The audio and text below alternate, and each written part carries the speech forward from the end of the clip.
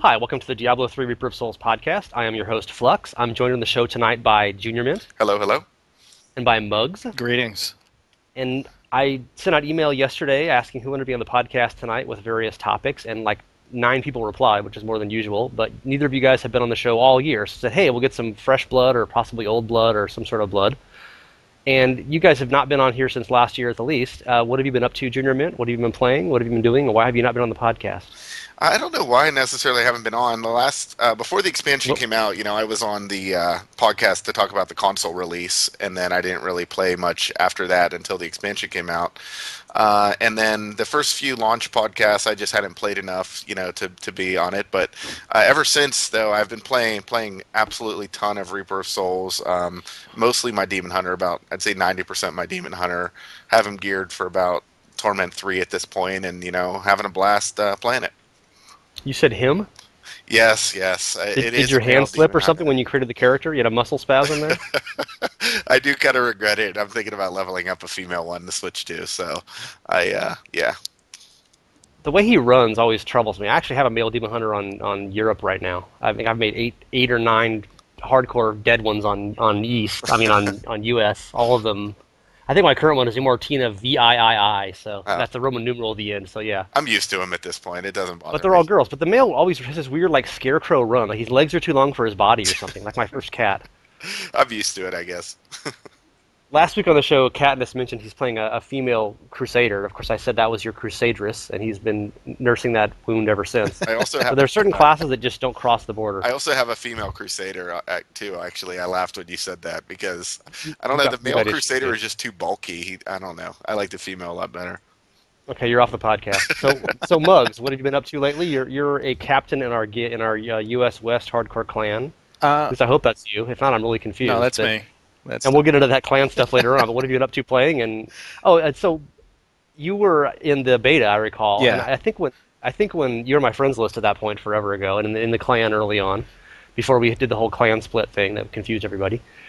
And as I recall, when Reaper of Souls went live, I was something like, I know when Diablo 3 version 2 went live with the Paragon system, I was like 147. I think you were like in the 120s or so. No, I was 60. Oh God! Well, there you go. Even worse. And then I was about 180 when Diablo 3 version 2 went up, and I remember I was still 40 or 50 levels ahead of you. I'm like 215 now. What level are you in Paragon? 297. 298. Actually, I hit 298 tonight. I thought not even 300 yet. Yeah, it starts ramping up towards like 300s. It's about 600 million per level. Is 647 now, I believe. Yeah, Corn Kills isn't human. There's a difference. 647. Wow. Okay, not really, but he's well in the upper 300s last time I noticed. Jeez. Yeah, for the hardcore people, that's actually pretty tough to hit. Yeah, this isn't hardcore, by the way. So what have you been up to, Muggs? And you haven't been you were in the beta. I think you were on the podcast in the beta at one point. Yeah, I mean, aside from gaining 170 Paragon levels in 2 weeks, what have you been up to? That's about it, obviously. I was in the beta. I've been enjoying are-oh-ess. I've been playing the hell out of it. I've got my monk geared to run T4 in hardcore, which is a lot of fun. A little stressful, but a lot of fun. And I've got a demon hunter in the wings that I'm pushing that's like T2, T3 viable. Mess with the Crusader a bit. Got him to 70. Other than that, I mean, just farm, trying to make the most out of the game. And you appear to be succeeding with that. Yeah, I've sort of, my monk's definitely plateaued. Like, I'm at the point with the monk that it's like, unless I get that extremely rare drop or start improving the gear that she already has, she's not going anywhere. Like, I don't really see myself getting much better. I did do T6 Ubers today, too. That was kind of fun. Got my Hellfire ring. Aren't you brave? I think I'm in hard. Hard? Yeah, I'm a little higher than that on US. But in Europe, I was playing Europe last night, and I'm at Paragon 58. I have one character on Europe, Demon Hunter, and she's got one legendary item equipped. I found she has like 14 souls. I've had the most absolutely awful luck with her finding upgrades. She's got 12 rares and one legendary, and it's like a legendary belt or something. Like it's barely even an upgrade. You got to start playing some more. I got like 14 souls. I've just been really bad luck. I keep finding like shields and shit. It's ridiculous how hard luck is. You got to stop splitting your time between EU and NA. Well, that's the thing. I'm running these clans on both, so I have to have a reasonable level character. I can't be running the European clan with a level 12 Crusader, you know? You'll Yeah, hate me. I've found 2 Crider shots, and they're Lucky you. both just sitting in my bank. I'm not sure what matters because the European clan is 150 members, and it's been that way for a month. And people keep saying, "Can we get someone else in here?" And I'm like, "There's no room." So I'm not sure what even matters. But I'm really going to leave the clan because I'm not high enough level. But it's fun to split time a little bit. It's kind of relaxing. Like I go there and I just sort of play in hard, and like I have crappy gear and no legendaries, and I don't have many Paragon points, and it's almost like a challenge just to survive. You know, it's like it's a sort of fun. It's like your new I ladder. don't have to worry about. I'm not like worried about speed farming or anything. You know, it's just play it and enjoy yourself. It's like there's no pressure except for dying, of course. Oh yeah. So, what's your Paragon level, JrMint? Are you at 250 yet? Or are you playing hardcore or regular? I just hit 211 today. I was around the same level around what Muggs was at earlier, but when And now 2.0 you're not. launched, and now I'm like 211. So I thought I'd play a lot, but I guess he's beating me. But yeah, I really enjoy grinding the Paragon levels. I was excited to hit 200 to max out my first tier of stats, and now I'm still figuring what my next tier of stats is going to be. But it's fun to have something to shoot for there. Your next tier will be when you die, because there will be sadness and crying. I don't go hardcore like you guys. Oh, well, don't you? That's so Your disappointing. 211's softcore? Yeah. Oh, get off. Why aren't That's you like a running like weekend. T6 and just running around like blowing everything up? It's Super just glass not cannon. efficient, man. Like I don't want to kill one thing every 10 minutes. Come on. Well, you tried, but you only had a 350k DPS, and it kicked you out of the party, and then there was a big drama. Oh god.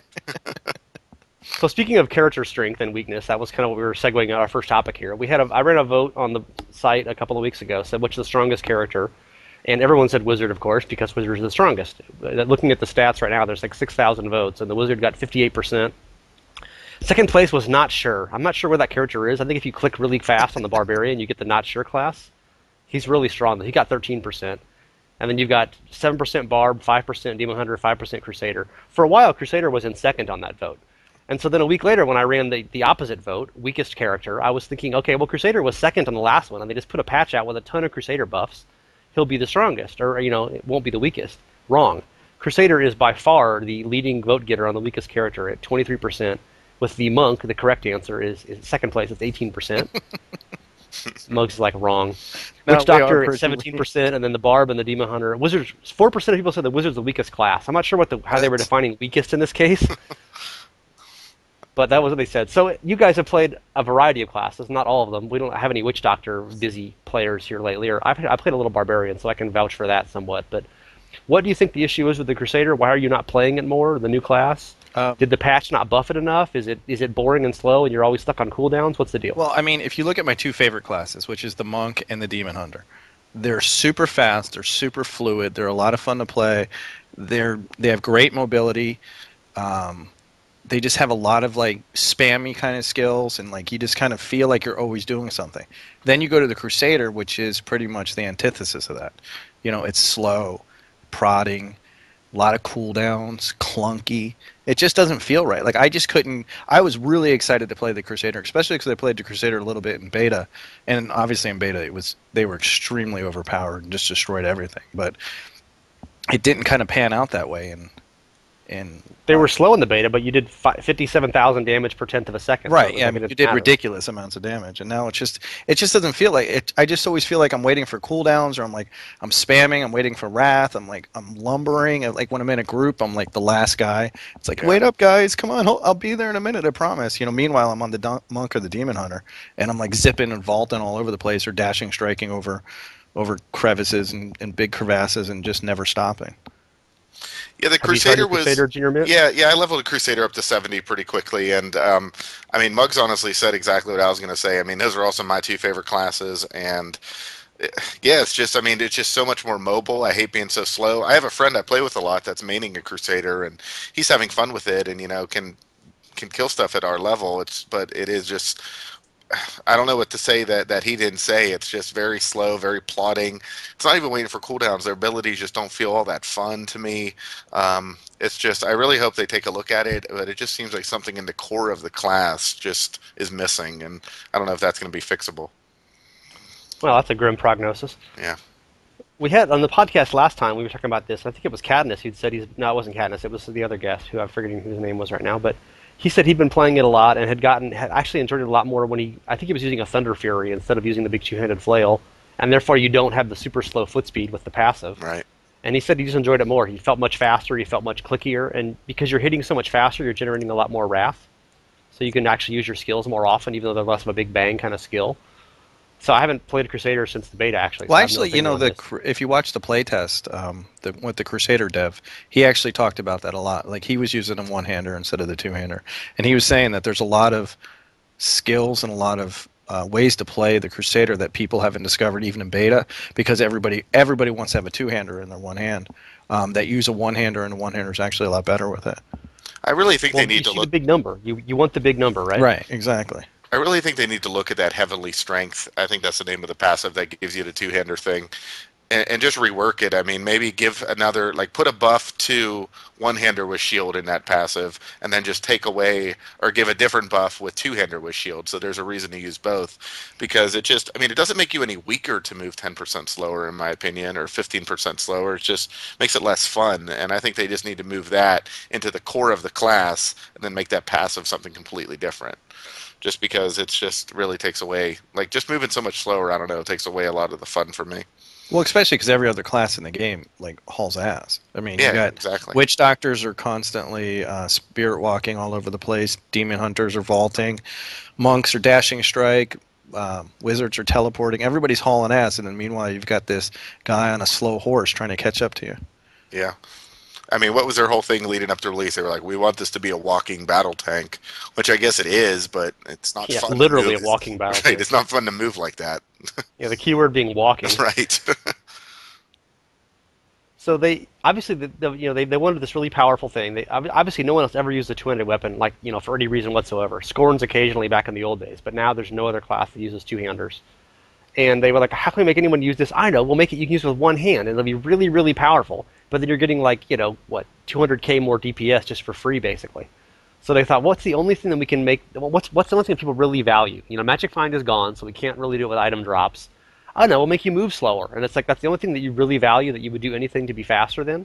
And that's too much. Yep. I mean, what if it was a 5% instead of 15%? So you were capped at 20% run. I mean, would that be not enough penalty to matter then? I don't think the penalty makes any difference. I mean, the people it really hurts is the other people in the party. I don't really see it hurting the Crusader. It's just slowing everybody else down. I mean, that's the only thing. But playing solo, it's just not as fun. I mean, like you say, you're used to dashing around on a monk. You go to a Crusader, and it feels like you take twice as long to get through a rift. Oh, yeah, I can't play it. That's how I feel. I couldn't play it. Yeah, exactly. Yeah, I couldn't play it at all. But your DPS is really, really high, though. But it's really not much higher. I mean, you look at one-handers, like good one-handers, they'll be at like 2,500 DPS, and then like a two-hander is also around that same. So it's not like a two-handed weapon is so much higher. Every now and then, maybe you'll see a 3,000 one, but you get a good one-hander, it's going to do just as much DPS anyway. I don't know. Well, plus you have the double sockets and all the rest of the good stuff that goes along with it. Exactly. Yeah. With dual wielding, it's especially hard to compare. Mm-hmm. I really enjoyed faster hitting. Almost all my characters, I tend to put on, early Paragon points, I always put on the attack speed and stuff, and I like my Barbarian is a dual-wielding Frenzy, that kind of thing. Well, yeah. So I just have, like, philosophical issues playing a really slow hitting. I just hate being, 1.0 nowadays, APS too, with no lifesteal. I mean, life on hit actually favors having, a really fast weapon or a really fast attack. You've only got two types of you got regen, you got life on hit, and then you've got life per resource spent. And you can only get so much life per resource spent. So it's really life on hit and regen that are keeping you alive, which again doesn't favor a two-hander. It is unfortunate, honestly, because it's one of those things where I really wanted to like the class and have a lot of fun with it, and that's why I kept going back to it. But in the end, it just didn't feel fun enough. Well, it's a grim prognosis. I did not want to play the class and don't care. So personally, we're moving on. Luckily, I found a guest for the podcast today who's a big fan of the Crusader. Oh, wait. Well, we had Crusader discussion last time for extensively, so we'll go back to that again in the future. But currently, obviously, none of the three of us are a real knight in not shining armor fan. I mean, do you think that Blizzard is taking note of this, and seeing that people aren't playing it as much, or do you think in the end that this is just a vocal minority? It's hard to say. I wish we had the stats. Yeah. I mean, obviously they have actual server stats. Well, I mean, if you look on like some of the web pages that are out there, you can see that the Crusader, I mean, currently in hardcore, is actually the least played class. Okay. I think it was some page, Diablo some page, or one of those sites. had Well, all. that's good. Yeah, there's Hopefully, like Diablo Progress, like has that thing you can look at every character, everybody who's entered into their database, you can see what character they're playing and stuff like that. hopefully So, Blizzard looks at that and sees that maybe they well, need to make I some think they have changes. better stats than fan sites Yeah, have. Well, I yeah. hope so. Certainly hope so anyway. They can get those in Jay Wilson's glove box and find out what's really happening. But so leading into the whole DPS talk, Crusaders have a lot of DPS, but they're really slow. One of the big topics lately of debate is DPS meters, and that comes up. Blizzard keeps replying to Blue Post. We don't like that. It's too scientific. It would take away the focus. Just play the game and see what you enjoy. And players have other opinions to some extent. I'll go into those in a second, but before I bogart the whole conversation, what do you guys think of DPS meter? Yes or no, or do you like the current thing? What do you think, JrMint? I don't think it's necessary. You know, I played WoW for many years and might return back to it. And all DPS meters do is serve to let the elitists put people that do a little bit less down. You know, I like to play at a difficulty level where my group and I, or myself solo, can just clear it at efficient pace, where things are dying not instantly but at an efficient pace. So I feel like if stuff is dying at that pace, then the DPS is doing its job. There's no reason that we need to see X player is doing 1.5 million and Y player is doing 750K. I mean, that's not going to benefit anybody. As long as they're getting through the rift in an efficient manner, I think that's all that matters. So I think DPS meters would just hurt the game, honestly. So for the other opinion, our elitist 300 Paragon level T4 playing monk, Muggs, what do you think? I think they're already in the Could you game. try to sneer when you answer this Yeah, question? I think they're already. I mean, if you really want to know your true DPS, you go and you do T1 GOM or T2 GOM or Sure. T3 GOM. You can find out your DPS. For the people who are min maxers, like myself, I'm a min maxer. I have spreadsheets, I have websites, I have all these other ways to find out all this information. I mean, it would be a nice if the stuff in game gave me a little bit more information than is listed, maybe right now. But I don't need DPS meters. I don't need that kind of e-penery, I guess you could say, to prove anything. Because, like Junior Mint mentioned, what if you're running a witch doctor and you're bringing big bad voodoo and those kinds of things, or you're bringing exploding palm as a monk, where you're actually increasing the damage and you're getting the great explosions and all the rest of that stuff. You might not be putting out the same amount of damage, but you're assisting the others in their ability to put out the damage. So it's not really like you're a DPS class and you're a tank and you're a healer where a DPS meter might matter. It's Right. we're all there to kind of help each other and bring the different buffs into the game as we need. And if you are a min maxer like myself, you've already found alternatives. I mean, there's at least 3 websites that I can think of that will list your DPS, your elemental DPS, your damage per skill, how much damage per elemental, damage with elites, and then there's tons of people on like different sites and different fan forums that are putting out different kinds of spreadsheets, so you can enter in all your information. You can find out if I adjust this, if I adjust that, where can I go? So I mean, it's already there. If the people who want it know where to find it and are already using it. So I don't really think it's going to affect or is necessary for the people who aren't looking for it. Yeah, and that's benefiting you, right? Like you want to know exactly how much damage am I doing and how can I clear efficiently, and you want that for yourself to min max yourself, and that doesn't take away from other people in the group. And I think that's the way it should work. One of the things that Blizzard has said about Diablo 3, the reason they don't allow any player-made mods or UI mods is they want to keep the interface really simple, and they don't want all those stats, and they don't want the transparency basically. They don't want people with these huge lists of all this stuff and playing it like World of Warcraft. You obviously see these pictures of people who have all the UI mods, and there's like one little. It looks like your mom's Yahoo browser. It's like the entire screen is just toolbars. Yep, yep. There's like one little square in the middle of action, and the whole rest is just square, toolbars and health meters for the other 45 people in the party and all the pandas and stuff around the corners, and the bamboo feeding bar and everything. It's just terrible. So they didn't want that in Diablo 3, but then of course we have nothing now. And for people, as you're saying, if people really know what they're doing and they want to go to various websites and seek out spreadsheets and stuff, they can figure it out. But I think a lot of people just want a system in the game where it's like, okay, I've got 3 items that are buffing this skill's damage by 15%, yet none of that reflects in my DPS display. I would like to see, even if you just hold the control button or something down, what does it do? If I hold control and hover on a skill, it shows me the actual DPS with that skill, something like that. There is actually another ARPG out right now that does exactly that. And they've got it where the more information, it's actually, if you hover over it, you'll get more information about the skill, how much damage the skill's doing, etc. They should definitely add that level to the UI, but I mean, I don't even know how much elemental damage I'm doing unless I go to each piece and count. Right. Like all those Yeah. things need to be There's no added. So, reason they can't add that. Yeah. yeah, and the cooldowns. I mean, they're definitely having problems even with cooldown reduction. So and resource cost reduction. So, but all that kind of stuff needs to be added into it. I mean, just And what make it so the tooltip updates. So you put in 3 pieces of gear, and it says cluster arrow now does 1250% damage instead of 770%. You know, that'd be nice enough to see. Yeah, exactly. I don't even need to know the damage associated with it. Just give me the. You can usually tell, and like JrMint said earlier, you can tell if you're pulling your weight in a rift, or you're pulling your weight in a bounty, you know, or you're not. So you can usually tell pretty quickly if you're doing damage or not. Yeah, the DPS meter has this sort of this World of Warcraft connotation where like people won't let you in their party unless you're enough, you know, unless you have high enough damage or whatever. And I would be fine if we didn't even show it visible to other people. I mean, I just wanted to, for me, just be able to test stuff or change builds around. Or what I thought would be just easy is if it just counted, you know, every 10 seconds or something, it tells you how much damage you just put out in the last 10 seconds. And you could, you know, the last 10 seconds of actual combat, you know, not running to town waiting for a, you know, Hadrian to clear his throat, but you can just do whatever you want. And, you know, you change a skill, and I'm often going up and down in difficulty levels, and it's like it's kind of hard to compare. You know, if you play 20 games in a row on the same difficulty level, you can pretty much get a sense of it, you know. But if you're changing around or switching gear a lot, it's like, well, I can go with this, and I'm losing 5% crit, but I'm gaining 15% fire damage or something. But only one of my skills is fire damage.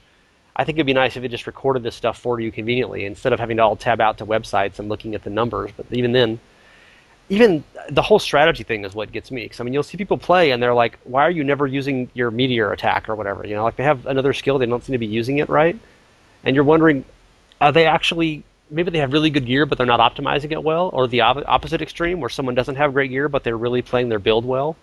Well, And I yeah, think well, it would that's a just be skill. useful to I mean, find that's out. one of the things too that like skill is going to play a bigger role in than gear is going to play. You know, if you're a better player and you actually understand your class, you're going to be able to push it further. I don't know if a DPS meter is really going to help very many people in that regard, though. Some people are just slow. But could find out and you know give you a sense of like you'd see on some website, you know, here's my gear and I'm actually killing this fast, as opposed to here's what my DPS is, and that doesn't tell you how you're actually utilizing it in game. I would be interested to find out if someone had like similar gear to me and similar build, and they were doing 20% more damage. I'm like, wow, what are they doing? I want to find out what they're doing. Well, Or if and they're don't less, forget too, then I can flex my EP. it's kind of hard because you're not fighting. You know, in World of Warcraft, you were fighting a boss, like a boss, and then you might peel off that boss and fight an ad. A panda. Yeah, and then you'll peel off the panda and you'll go back to the boss. So you're always like it's mostly single target. In D3, that's not the case. You're constantly fighting one mob, two mobs. It's only rift bosses really that are solo, and even them, a lot of times you're pulling other things in. So that's all going to skew your, you know, am I going to go the best for single target? Am I going to do something that gives me a little more AOE? Am I going to do something that helps me in, you know, in different areas?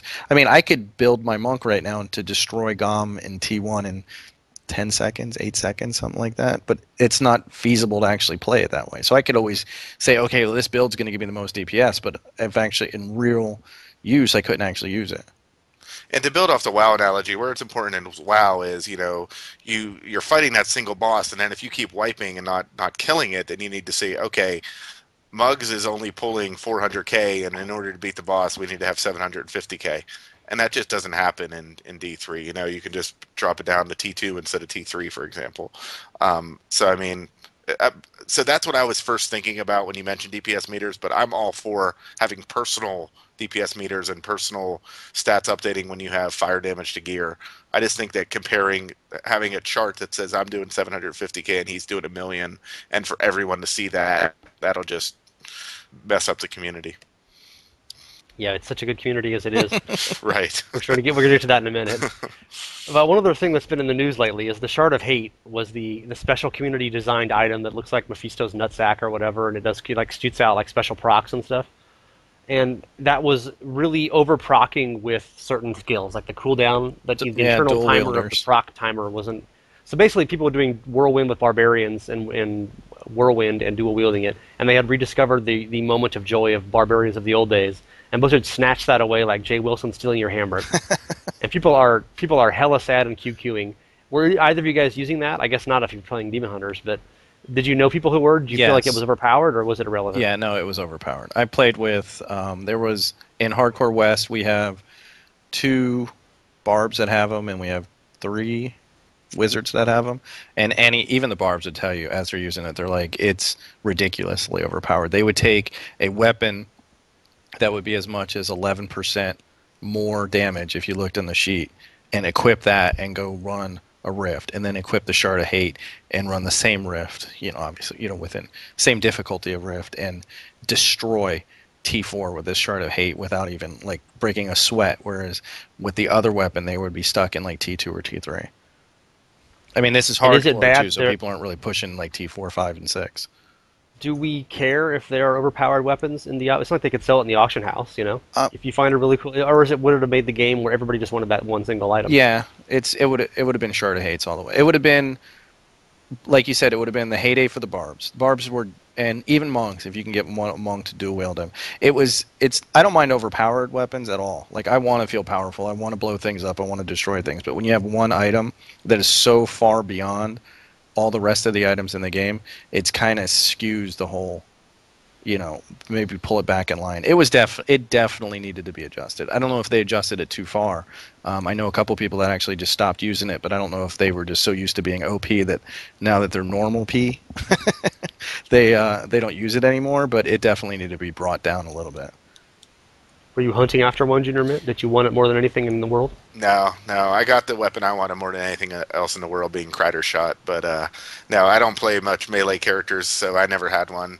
I mean, I know I was reading all about it, and I agree with what he was saying. That I mean, if you don't tune down an overpowered and broken weapon, people are just going to hunt for that and then get that and do T6 with it, and then not play the game for as long, and then quit the game in 2 months and say, oh, Blizzard, there's no content. So I think it's a slippery slope with overpowered broken weapons. So in the end, it's good they fixed it.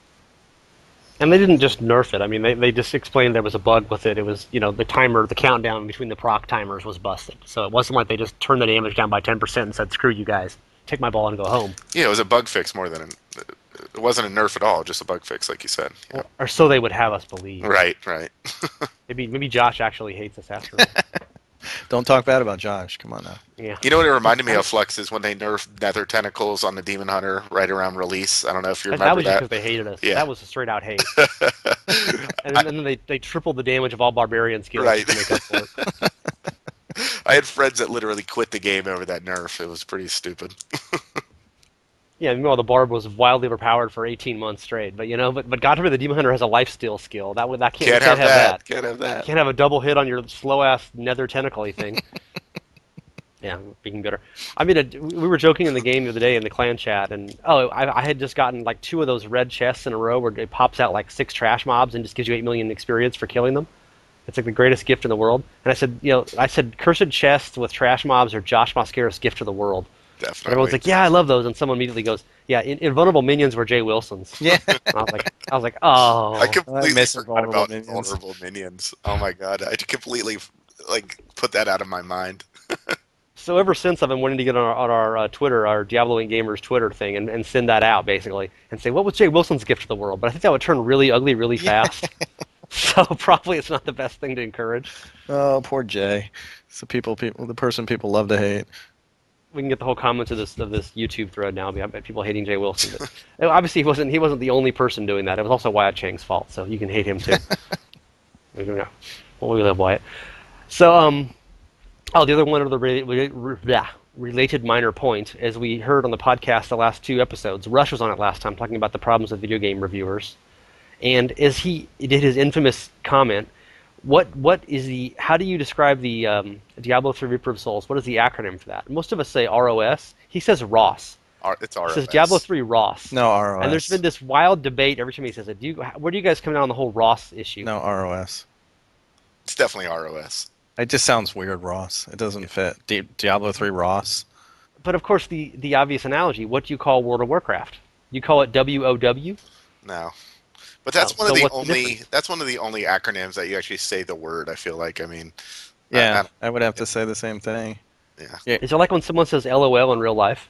Yeah, you're allowed to slap those people. You know that, right? Or they say lull or lol or something or lull? Yeah, you're allowed to slap them. That's in the rule book. But then why is WoW allowed? Because WoW is special and different and full of sparkle ponies?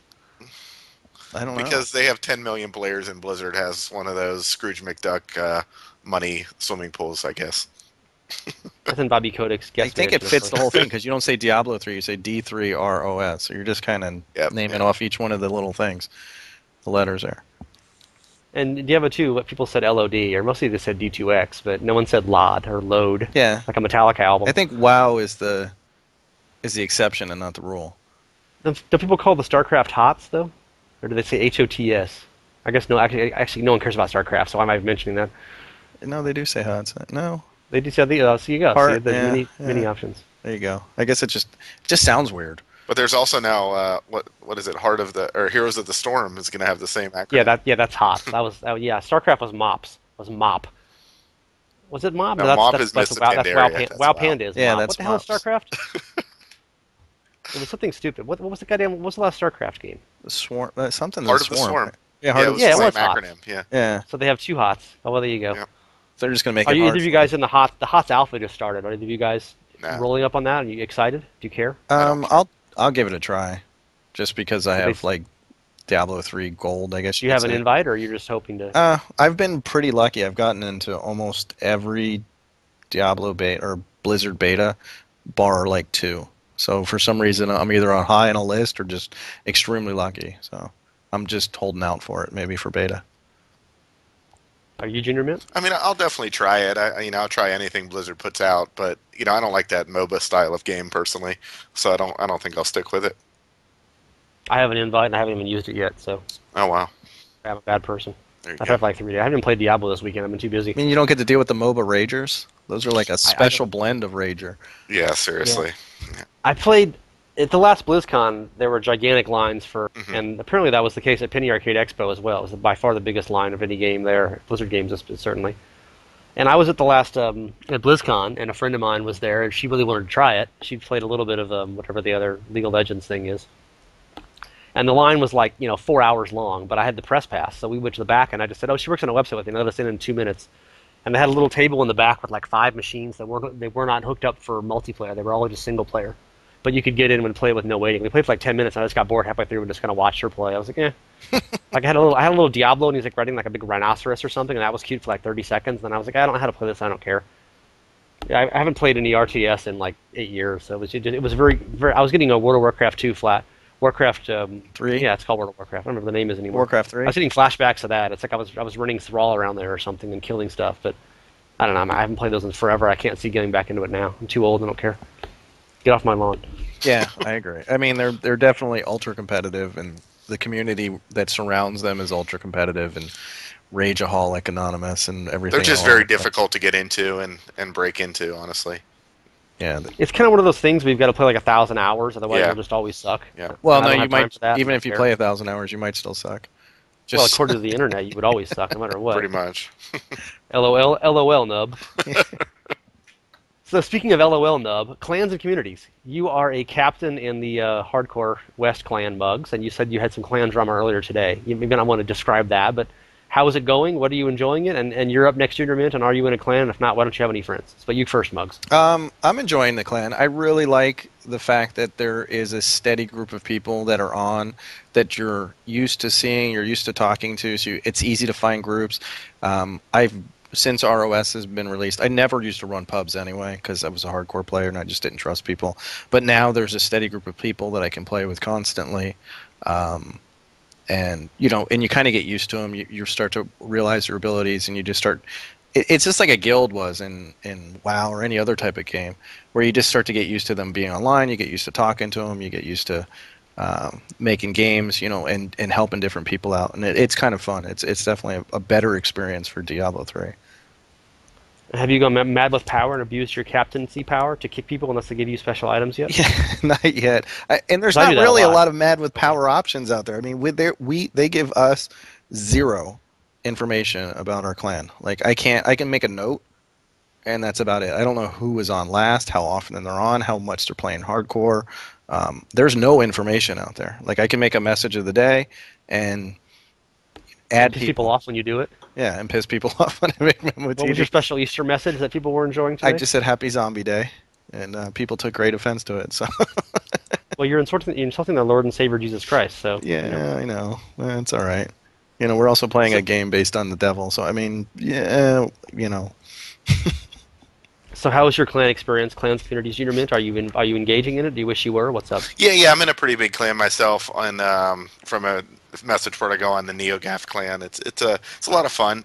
I play with friends outside the clan most of the time, just friends from other games. But there's always rift groups going on within the clan for any different difficulty you want. So overall, it's great. I think it's a really good system, and I'm glad it's there. So. So you're not an admin in your group. Do you wish you had more powers? You don't get as Mug said. There's really no tools to run anything with it.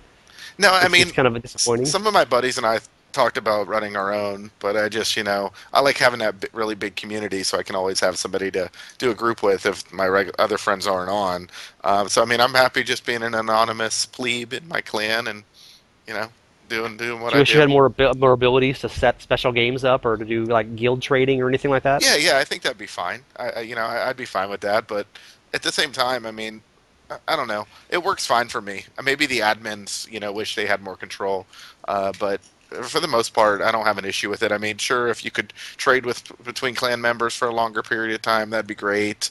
But right now, it's I have no complaints with it for the most part. I bet you have some complaints, Mugs. What would you wish we had? I wish we had some kind of like a guild bank or like if the whole guild leveled up and everybody got experience. It'd be kind of fun to have a competition of that or guild ladders. Yeah, that'd Guild be ladders cool. would be a lot of fun. Guild bank would be great, although everything's bind on account, so that would kind of make things hard. I mean, a lot more options. It's definitely a step in the right direction, but if we look at how long it took us to get here, this is the only step we're ever going to take. But I mean, I would just like a lot of things we could do with the guild, like just more admin options, more, set up games, set up events, set up contests, maybe even within the clan. I mean, all kinds of things. I would definitely like to be more involved in that process as opposed to just it's basically green chat that everybody gets to talk to each other. One thing Well, WoW we have a did dark with green chat that admins can talk to each other. Right, yeah, we You do have almost the can't dark. read it in some of the backgrounds. Yeah, one we do thing get WoW that. did with their guilds is add levels to it. A couple expansions ago, where you get to a level and everyone in the guild gets 25% more experience from certain things. They could do cool stuff with that. Like if you get the level 10 clan, you get 50% higher chance of legendaries in a rift. That seems like just as an example that could be a fun thing. Ooh, Death that'd be shiny. notices for hardcore. I'd really like death notices. Yeah, Yeah, I've that heard was the about first that. thing anybody thought, and like the first minute someone died in a clan, like why don't we have death notices? You get notices. John turned over a rock with his Templar. Ding ding achievement. It's like, how about when your character dies? How about that? Nah, we don't get that. Yeah, I would really like death notices. I mean, right now it's just people type rip in clan chat, and then there's always the so what happened with blah blah blah. Do we need to be power leveled again? But I would love to have a death notice and maybe a screen that shows up and says this is what they were killed. Maybe even like a little version of their screenshot of like their death, because it takes a screenshot of their death would be kind of neat too.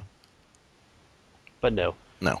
And as you say, we have no admin tools. It's tough because I mentioned I run our European gamers hardcore clan, and it's been 150 people for like a week and a half. There's just never a space, and I get messages all the time. Can I join the clan? Or people say my friend wants to get in the clan. And it's like, well, sorry, what can we do?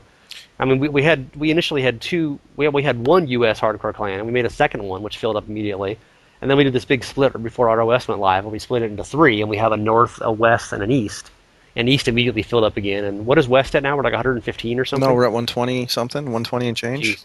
And we've been not letting anybody in unless they had extensive hardcore experience. Or friends with somebody in the clan, yeah. But because it's the same thing. It's we do have 25 more people, but there's no way for me knowing if like somebody logged in, joined the clan the day are-oh-ess shipped, and like never played again unless I like pay attention and I'm on 24/7, which I'm not.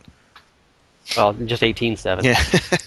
Well, that's the problem in the European clan because it's totally full, and I would love to kick some people if they're dead weight if people aren't playing, but there's really no way to tell unless you just go on there and like make a list or notice. I guess you could say, okay, this guy was Paragon 17 a week ago, and he's still Paragon 17. But That's a lot. With 150 names, that's kind of hard to keep track of, No, that's a lot And of as you work. say, there's no way you can't just look, last time logged in, and you can't send messages to people when they're offline, and you can't. There's not like a chan. There's not really a clan communication thing. You can't put up a message that everyone can read except for the note of the day. You can't have like a two-way conversation on this stuff. So, it's functional, and obviously it's better than nothing, and it's good for matchmaking and finding people to do T1 rifts with or whatever. But there's just so much more it could be doing. It's hard not to think, okay, why don't we have all this and this and this and this? Oh yeah, I definitely. Except of course that it's free and they don't care. I bet they'll Right. add some of that. I mean, it seems like the community stuff is just in its like beta phase. So I mean, I don't see why they wouldn't add some of that. I'm not holding I my think breath. what we've seen in the past Yeah. is that there are limited BattleNet programmers, and they service all Blizzard's games. And probably they put in some work to get the clan thing working with launch, and they've done nothing on it since, obviously. Are there And clans they're in any of probably the other games? I mean, I know there's in WoW, but those have been in there forever. But does StarCraft or what's yeah. the other Apparently one? we have almost the same thing as The StarCraft, is card what one? Diablo 3 is. Well, yeah, you say the BattleNet programmers are the same, but I mean, there's a whole group in WoW, I'm sure, that does guilds. You know, so I mean, there must be a small group in Diablo that's over the community stuff. So hopefully they have an Yeah, eye on I think they're this. working on. Uh, I think probably the Diablo 3 BattleNet programmers are burning their time on ladders at the moment, yeah, yeah. and like whatever the next content patch is. I mean, who knows? Maybe we'll get some clan stuff in the content patch, whenever that's going to come out in a few months. But they're not. There's not like there's 10 guys just sitting around with nothing else to do, and they're going to just dive in there and add hardcore death notices immediately. Unfortunately. Right. So, any other clan or community drama? I think we covered that. Beat that horse to death. Yeah, I think Yeah. Blue Factory it. So one of the bigger issues, of course, is item hunting. That's what people do long term in Diablo 3. That's your goal forever. That's how you go up in higher torments. You need better gear, and obviously, pretty much now it's finding items. Blizzard keeps putting out buffs to drop rates of legendaries, especially in Nephilim Rifts, have really been buffed up now. I was talking to a guy on European hardcore. He's been doing T2 runs, and he said he gets about 1.5 legendaries per run in 10-15 minutes a run or less sometimes. That's pretty good. I'm averaging about one a run in T3 rips. yeah, And about that's about 15 minutes. Yeah, no, 10 minutes. We can usually clear a T3 rift in about 10 minutes, depending on Yeah, depending on well, there you density. go. That's 6 an hour. Yeah. So I remember they had that whole post about the timer on legendaries, and you're supposed to get at least one every 2 hours, and you're getting 12 every 2 hours. So that's a little better than the Oh, I'm estimate. not complaining at all. I mean, Yeah. you start to see the same things over and over. You can start to see that they definitely have a tier system going on with their drops, because you see the same 20, 30, 40, whatever it is, legendaries all the time. And Yeah, then you definitely- green beams are very, very, set items are very, very rare. and then half the time it's freaking troll thorns, as I like to call it, black thorns. Yeah. Oh, Or the God. Invoker, which is the new thorns, the actual thorn set, Oh. which is another one that likes to pop up. I just see endless of the compass rose and the other one in that set. Wailing Like Host? every time you get a green jewelry, it's like, oh crap, another garbage, another soul. But just larger issue on gearing and items. How are you guys enjoying it? Where are you hunting for gear? Are you doing crafting? Is crafting failing you? How about gambling? What's your whole itemization going on there, JrMint? Yeah, let me vent about the enchanting system for a minute, because there's some serious issues with it. So, I mean, getting the legendaries is great and all, and the rate they're coming in right now, I think it feels very good. Some issues with the enchanting system though. One is when you hit the enchant button, there is no reason that you should get vitality 3 times. Like make it so that only one stat can roll on it once. I don't know if I'm phrasing that well. I mean, RNG. Yeah, RNGesus doesn't like fine. But my thing is that if there's It's Easter, man. It's RNGesus. if there's 6 things that can roll on it, just don't make it that the other 2 can possibly be the same thing at the same time. It's just, so that's one, is that you're looking for the same thing. I get increased hatred regen 10 times in a row and can't get a socket. And then that takes me to my second point, in that it just ramps up in gold way too fast, I think. I mean, they want you to find legendaries and have fun with them, but by the time you spend 10 forgotten souls trying to get your socket on your weapon, your reforge cost is now up over 1 million gold. And at this point, you start to say to yourself, or I do, should I keep doing this? Is it worth it? Should I just reforge, or should I just disenchant this into a forgotten soul and move on to the next item? What do I do? I mean, fine to make it cost gold, but just don't have it ramp up so fast. So those are my 2 biggest issues with enchanting. Overall, I love the system, and sometimes I think about it like, for so long we didn't even have it. If we got a crappy item, we're just stuck with it. So I am happy about that, and I get very excited when I get what I want on the first try. But those ones that can take up to 20 forgotten souls just need to be looked at. Your love affair with the Mystic is an ongoing issue, obviously. Yes. What is your overall itemization? Where are you finding stuff? Have you been doing any crafting? Crafting is the other NPC, not the fat one with the I boobs. haven't done much crafting. I mean, I mainly just, gear up in rifts. I still enjoy doing bounties too, and I still find a fair amount of stuff doing that. But I mean, for the most part, it's just rifts. Like I said at the beginning, like Muggs was saying, I have just about everything I could possibly need at this point. I just want to find more of the Demon Hunters. Except for gold, apparently. What's that? Except for gold, apparently. No, I have gold. I just hate the concept of having to pay that much gold after 10 reforges. But Were you in the beta at all? no, I wasn't. I wasn't. Because it was routinely over 2 million for your first enchant for items in the beta. Yeah, it was ridiculously expensive. So it seems incredibly cheap to me still now. I'm like, wow, it's only like 22K. Oh my god, it's almost free. Yeah, but yeah, I guess. I just hate paying $1 million a pop after a while and then still not getting what you need. But and I do think they need to look somewhat at the set items. I mean, it seems like after a while that they just drop so much more rarely than the rest, and maybe that's intentional, and that's fine. But I don't know. It just would seem that after all these hours, it'd be nice to have more than just 2 pieces of Marauders, the 6-piece set. After quite a while. It's been 3 weeks, man. You should have reset in the game by now. Come on. Yeah, I know. LOL /rage quit. But the thing is, though, I mean, as much as we all play, the three of us, or at least Muggs and I mean, the people that just play on a casual basis, I mean, how long is it going to take them? But I don't know. Forever. Yeah. So how do you feel about Miriam, Muggs? Is she your favorite NPC in the game now, or what?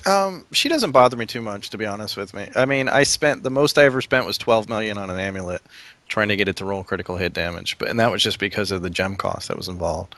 But I mean, usually I get what I want within 5-10 rolls, unless I'm trying to do, an offhand, which for some reason Blizzard feels that like 1 out of 36 is a good number to go for.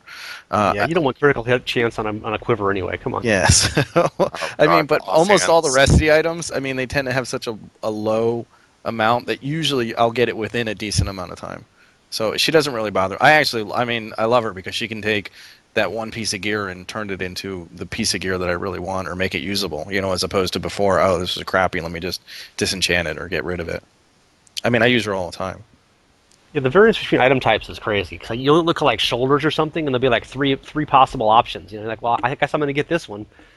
It'll be like res, vitality, and like elite damage or something. And then you'll get your quiver, and there's 114 mods, and you're like, oh my god. Yeah, quivers are ridiculous. Yeah. Quivers and shields, like that was. I tried doing it. I got a Crusader shield, like when I leveled a Crusader up, and I'm like, let me see if I can get crit on this. And like I just clicked the little question mark next to it, and I mean there was literally 30-something things. And there's a scroll bar on the video. I'm like, okay, well I'm not doing this. And then I just kind of went. It's a little harder in hardcore because all that money that you're going to spend is eventually going to disappear, and you're going to have to do it all over again. But overall, I really enjoy the experience. How is your overall gearing up going? You said you're getting into T3 and T4. You said your monk is kind of plateaued, so you found everything you can possibly find with this guy, even like the super rare ones. That's a whole nother. Monk sets are complete garbage. So I don't even bother with them. I mean, their 2-piece of the raiment set is about the only thing I was really interested in. I mean, I could go a whole podcast on how bad monks are currently when it comes to setup. You think the Innis bonuses are garbage? They seem it's not nice. that Innis is bad. Innis is actually, the bonus is decent, although it's bugged, so it doesn't actually work. Okay. The problem with Innis is one piece of Innis is a Daibo, which nobody's ever used ever. The pants always roll with move speed. So, no matter what, so that means you're never going to get a decent pair of pants. Are they still guaranteed to roll crit chance too? No, they took all that's gone. Yeah. So the helm, you can kind of get something decent. The chest will actually roll pretty decent. The belt will roll pretty decent, but that's it. So unless you have the rod, the Ring of Royal Grandeur, you're really not going to get them, and they're really hard to compete because the drops are so rare. It's very hard to compete with the crafted stuff, and in hardcore. Oghilds and Ashiras are probably the 2 best sets out there to really beef up your toughness and really kind of push the higher difficulty. So I don't even mess with it. Like I said, I have 2 pieces of raiments. I've gotten a decent number of Innas. Absolutely terrible, and don't even get me started on the monkey 2-handed set. So, and people who haven't geared up, past Torment 1 or whatever, even that far. What would you recommend? Where should they be hunting? Should they just power run through hard? Well, I mean, if you're doing caches, the Blues have said numerous times that difficulty makes no difference. So if you're doing caches, split farm. You know, if you want to do Act 1, get 4 people and you all go to a different bounty in Act 1 and grab the cash. If that's your goal. If you're not interested in sets, there's really no reason to farm anything besides normal. Eventually you reach a gear point. I mean, we talk about this in clan chat all the time, that like Torment 1 is the new normal. You know, we clear Torment. You reach a point where you just overkill. You know, like you one shot a mob and it doesn't make a difference. And you know, and if that happens in normal, then it'll happen in hard, then it'll happen in expert, then master, then torment. And you know, Torment 1, most people should be farming Torment 1 just because it's so easy. I mean, you can gear up for Torment 1 extremely easy, even in hardcore.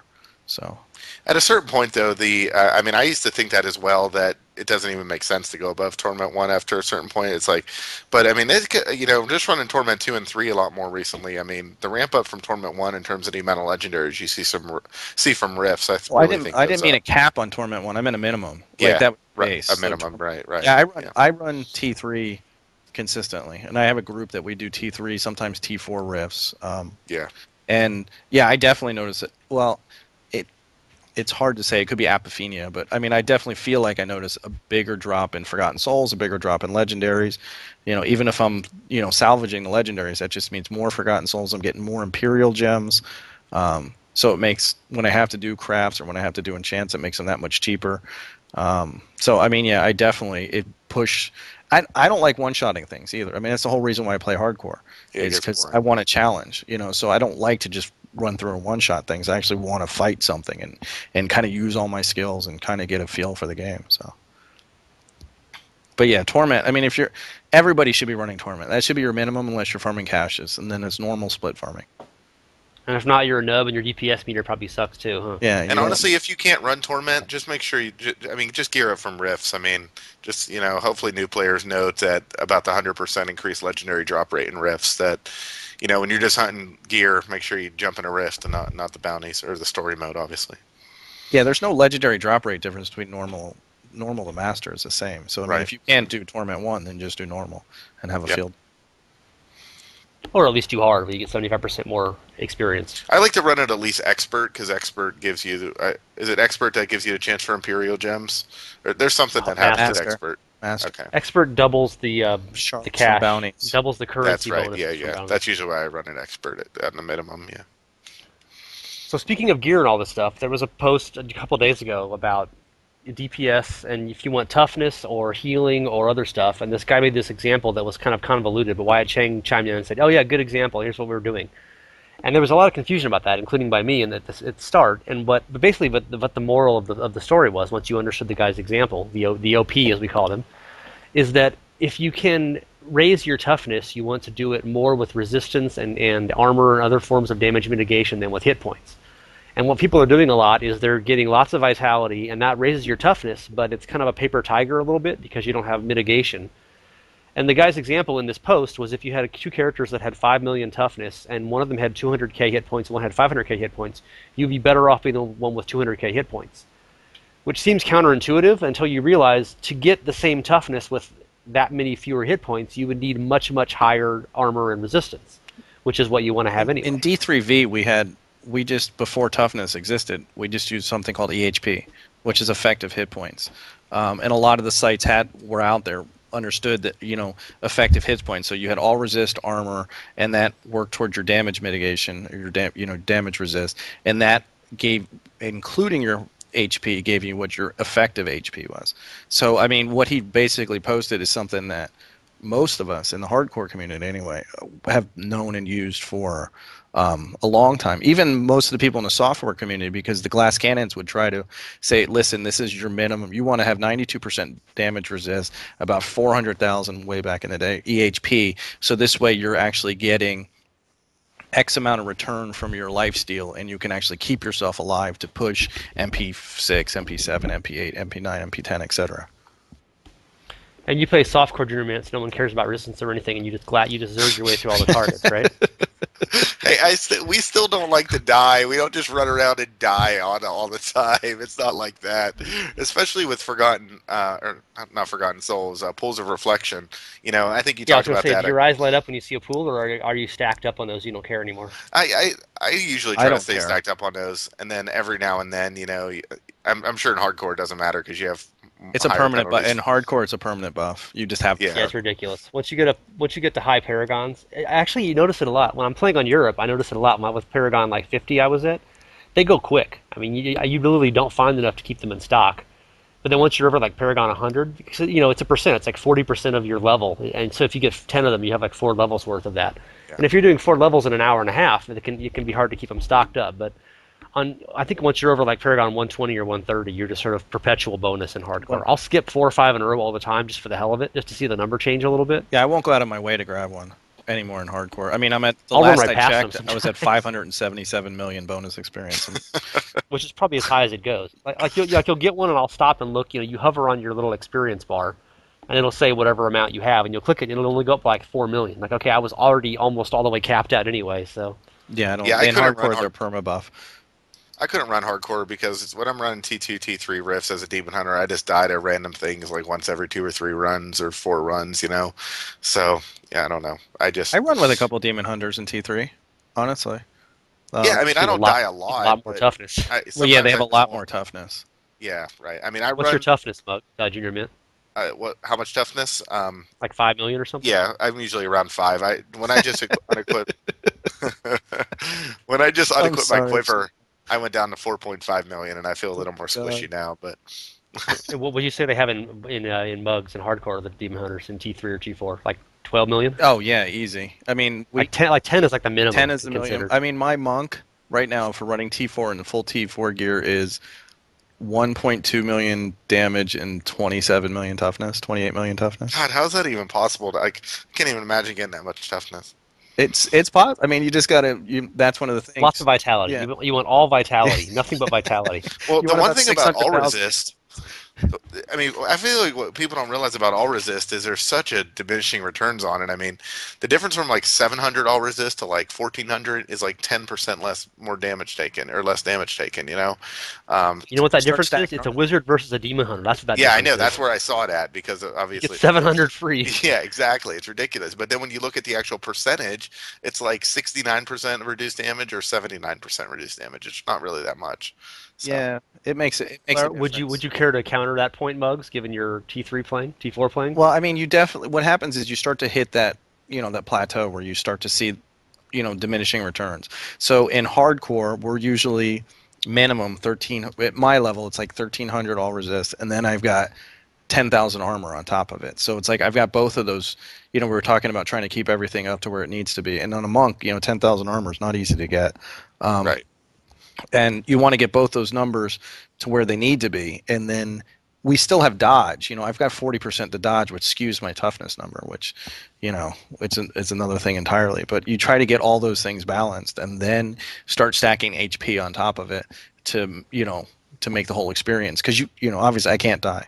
It's not like, oh, I screwed up here and I'm going to die. It's like if I die, I have to level and find all new gear. So, yeah. How many times has your NDE procced in recent months? I don't run with NDE. So there you go. You really can't die. Yeah, no, I don't like it. I think it's a crutch. I don't want to. I mean, in beta, what happened to me in beta is I died 4 times in beta, really pushing it. All 4 times, NDE didn't save me. So I just said, you know what, this isn't worth having. It's not like Spirit Vessel or Unstable Anomaly on the Witch Doctor or on the Wizard. So I don't use it at all. Do you run one with Are there- everything? Yeah, you have to. All monks run. Okay. Even softcore monks are running one with everything. No, I know. I just on my monk, I like to try and run without it, just because it feels like almost wasting a passive slot. But that's another conversation.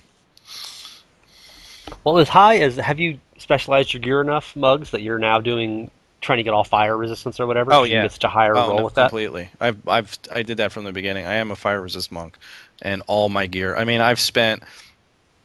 talk about crafting. I made 30 Oghild's chest pieces, which don't even get me started on farming the crafting mount for that. Just trying to get one that had dex, vit, armor, and fire resist on it, and I still don't have it. So I'm still trying to get it. So one with everything, well, it looks great on paper until you start actually trying to make it work is actually really difficult. You might find something you're like, oh, this is great. Oh, it has lightning resist and I can't re-roll it, so forget it. I guess that's the one benefit. You can actually re-roll secondary stats and change that mod. But of course, if it gets all res, then you're pissed because you can't get both anymore. Right, and if you're going to re-roll the secondary stat, that means the 4 other stats have to roll exactly how you wanted them. So it's a Which very is difficult unlikely. piece of armor I to guess get. my only point was that if you say you're running 1300 all resist, if you went down to like 1000 all resist, would you really see that much of a difference? You know? Yeah. Oh yeah. Yeah, you Oh would. yeah. Okay. Well, when you're getting hit 10,000 times a second and the hits are really big damage, Right. then every percent really adds up. I mean, Sure. we just did tonight. We did T5 Uber Diablo and T6 for the rest of them. Hmm. I wouldn't have. I actually put on some of my more tanky gear. I wouldn't have dropped at all for it. I mean, because you start even those arcane beams at that level, like they just start burning Right. through my HP, and I've got 800,000 hit points on top of all those rest of those things. And on top of having all the damage, I try to do as much damage as possible. I don't like to be those, tanks that just waddle through and don't do any damage. You got to get that Count Julia's cameo or I've whatever. got one. It just didn't roll Okay. very well. Wow. Keep it for the Magnifight. Right. Right. You guys have any big topics you wanted to get up here? I said we're getting close to our final thoughts time. Anything you wanted to get into we didn't address yet? I mean, unless you want to talk about the problem with monks right now. I mean, and monk sets, but I think I kind of got into it. It's one of my pet peeves. One of the things coming into are-oh-ess, I was so excited about. The quote was, "We're going to have stuff drop that's going to completely change the way you play," and that doesn't exist for the monk. It just really doesn't. There's nothing out there that changes how we used to play in D3V. In D3V, it was Fist of Thunder, which they nerfed into the ground. So now in are-oh-ess, it's Way of the Hundred Fists. It's still Sweep and Wind Cyclone, and people are either running Lashing Tail Kick or Exploding Palm. And there's really no difference. I mean, there's a couple monks running Epiphany, especially in softcore. You might see it, a little more often. But there's no game-changing legendaries for the monk class. There's no game-changing sets for the monk class. I mean, our Rainment set, which is like our brand new are-oh-ess set, our 4-piece bonus is 15% lightning damage. Yeah, exactly. It's like, I think I have that on my I bracers. know. I'm like, okay, great. Then the six My piece, one-piece rare set has got that also. our 6 pieces. Every time you teleport to something, you get 100% lightning procking out from around you, which again is like nothing. I mean, it's inconsequential. Plus, we have nothing that actually counts as a teleport that any monk in his right mind would actually use besides dashing strike. So it's again horrible. I mean, especially when you compare it to like some of the barb sets, like the earthquake set. That set is so cool. I mean, that is just like, I can get the earthquake set and the Lut socks and just drop earthquakes on everybody all over the place, and just have a good time. Yeah. I gotta say, I mean, I'm very happy with the way the Demon Hunter is. I mean, they were like unplayable in D3 Classic for a while, and now they're like quite possibly like the second best class right now. I think behind Wizards. I mean, I don't like Wizard that much. I've been playing it somewhat, but just I don't know. Just that Demon Hunters are even viable again just makes me really excited. They're actually strong. I mean, they're actually with the new toughness. They actually Yeah. are survivable in hardcore. Like Yeah. Demon Hunters are in there running with us, where before you would see a Demon Hunter in hardcore and they'd be like MP1, MP2, and they're not pushing it. Now they're right Yeah. I there mean, with the damage. problem is there's only like one or two builds they can run. With Cluster Loaded for Bear, Fire build is like the go-to build. I don't know if that's how it is in hardcore also, but Yeah, no, it's that's the just same. like Center Code, Fire Loaded for Bear, and Hungering Arrow, I think. yeah. I mean, like I mentioned a couple times, the Crider Shot lets you switch up your build a lot, and that's been a lot of fun. So that at least gives you something to look forward to. It's they mentioned the live stream I did with John Yang, the guy who does the Demon Hunter. I pitched him the whole thing that the dodge sucks. The secondary benefit of dexterity is crappy. I mean, it's really Yeah. good or else it's nothing. And It's feast or just famine. dangerous. Yep. Yeah, as opposed to the bar, the strength bonuses and the resol bonus from intelligence are mitigation overall, and it really adds up on the whole thing. And he said that he understood that and he agreed with it, and that he was looking. They were looking to make dodge work with more. It doesn't work with some of the elemental ground effects currently, and of course it misses or it doesn't miss. And just making dodge kind of not be a different. Well, he mechanic said at during some point. that playtest, I remember he said that dodge or dex offers 20% less mitigation when compared to strength or int. So 20%. Wow. yeah, I mean that was a That's direct quote ridiculous. from him. I mean I've used that time and time again on every single forum when people talk about one with everything being OP. I'm like, no, that just kind of puts us on the level with the rest of the classes. I'm like, that's the only way we could survive. If you took away that, I would be dead in the water. I'd be useless. So Yeah, and everybody else is playing a wizard and they got 1800 resol because half of it's from intelligence. So it's kind of hard to complain too much about one with everything giving you more resistance. It's like, well, you get that without using a passive skill. Well, and it makes their Paragon. And you actually a have lot passive easier. skills that add damage, unlike a monk. So Yeah, and they actually get. I mean, and they got Paragon that makes it easier. If they're Int class, they just put all their Paragon points into armor. If they're a Strength class, they put all their Paragon points into all resist. Maybe start putting all armor. I've got to like kind of balance it. I'm constantly like putting, okay, let me see if I put 20 points here, 20 points here, and 20 points here, then close it and see what my toughness looks like. Okay, see what my damage mitigation is, and all the rest of those numbers. Try to balance it, because I'm still dealing with Dex, and then Dex doesn't avoid anything that can really hurt me, like Arcane, Molten on the ground, not the Molten Explosion. well, we're just And meanwhile, you're running T4 and hardcore. I don't think you get too much sympathy here, but you could be running T5 if Dex worked properly. So there you go. Got to give you credit for at least risking that. I mean, people talk about hardcore; they just run normal or hard, and at least you're getting out there.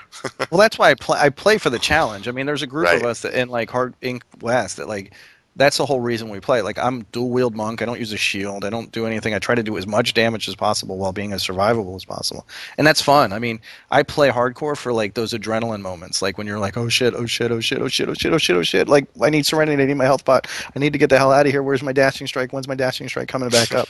Like all those kinds of things. Like and then. Even recently I was playing one and like I actually had to stop playing for 10 minutes. I like poured it back to town. I'm like, okay, I need to calm the hell down. I'm like freaking out.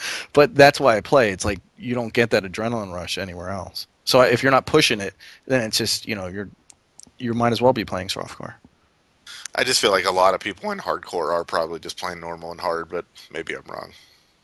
No, there's a good majority of us that are actually pushing it. There are good. some that don't like to go into the harder difficulties, but most want to. I mean, most of them. I mean, the goal. If you talk to anybody in chat, their goal is T1. Then once they're in T1, they're like, okay, what do I need to get to do to T2? Then they'll be like, okay, what do I need to get to do to T3? So they're constantly trying to, better themselves. It's just how long does the process take to get there? Well, Blizzard's made the game so Torment is such a bonus now, where you get, you can only get keys there, and there's other, you get the Imperial gems much more often, etc. And of course, all the set items, and the other, there's like 2 legendaries, but there's obviously tons of sets and only Torment 1. So they've really set the game up where that's your goal. That's also the only place. If you had like a 5% chance for this stuff in normal, I think people probably would be more content just face rolling through the easy stuff. Oh yeah, I'm so glad they put everything in T1. That makes me happy. Mm-hmm.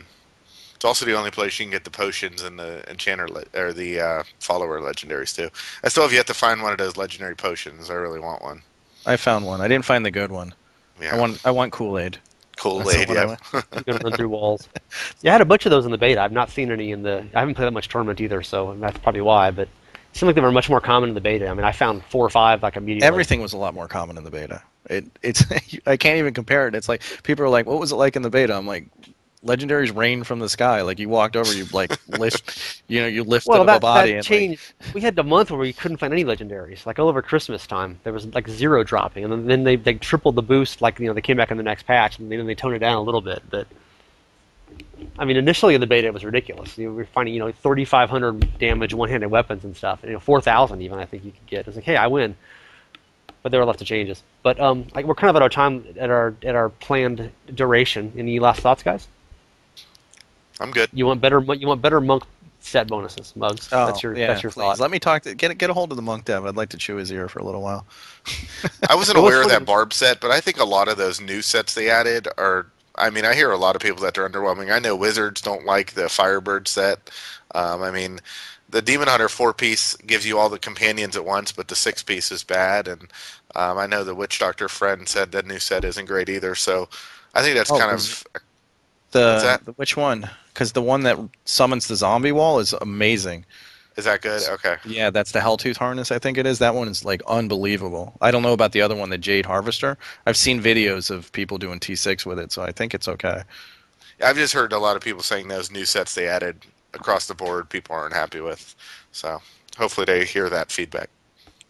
That was one of my questions for the whole itemization part. We didn't really get into that, but do you guys have your eye on long-term goals? I want this, this super high-level 6-piece set because the bonuses are fantastic, and obviously not for monks apparently, but You I guys ver- have looked those over and you thought, oh, this would be cool to get. I mean, everybody wants a critter shot, but there's other stuff that does really cool things I very too. much want the 4-piece Marauder set that gives all companions at once. I mean, I also have the Cloak of the Garwolf that gives me 3 wolves, so I also want the. It'd be cool to have 3 wolves and the boar and the bat and everything else. That'd be really neat. What happens when I guess when you use the familiar skill, it only does the special power of the one you have. You don't get all 4 special powers I would at assume once. so. Yeah, I don't think it would work that way. I mean, the wolf one is by far the best for the damage bonus, but the spider one shoots like a little slowdown spider, so it'd be funny if you got all 4 of those at once when you use that set. But Well, the that'd be a Ashira little set, much. the one that summons all 3 of your followers, the Enchantress, the Templar, they use all their abilities when they come in, so I don't know. Well, something to work for long term then. Get on that, JrMint. Yeah, I'll report back in a My month. next podcast, I'll need to know if that works or not. I'll report back in a month when I still don't have them. Your mission, should you choose to accept it. And Josh said they're going to be adding stuff. I mean, he specifically said, he goes, this is not it. We're definitely adding stuff down the road. So I'm hoping that they add stuff down the road that like makes me go, wow, I really, really want that. I still want the Will it set. be ladder only or what? I still want the set swords that they haven't put in the game. Those nobody's found those yet.